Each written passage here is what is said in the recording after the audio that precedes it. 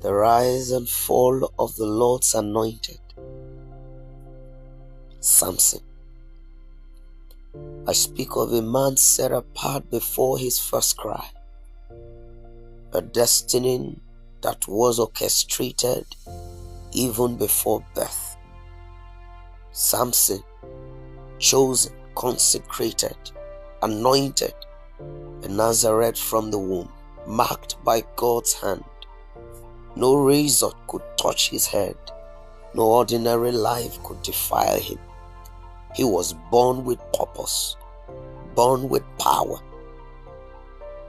Then came the days of his strength, when he stood as judge over Israel, a man feared by enemies, yet flawed in the heart. God's Spirit would come upon him mightily, and in those moments he became unstoppable.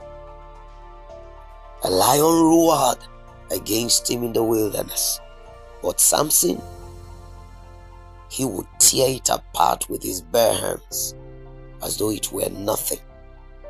Enemies plotted, nations trembled, yet he arose again.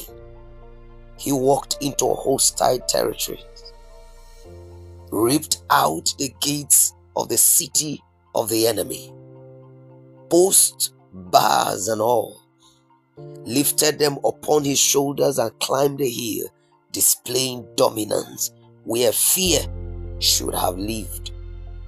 Surrounded, outnumbered, yet not defeated, with nothing but with the jawbone of a donkey, a crude, lifeless weapon, he struck down 1,000 men, 1,000, not by sword, not by shield, but by the raw, undeniable power of God walking through him. But then came the slow undoing, not by armies, not by beasts, but by desire, by compromise, by a woman who knew where his strength truly lay. Samson, the mighty, brought low. Eyes gushed out, strength gone, glory reduced, like bread, cheap, common, consumed.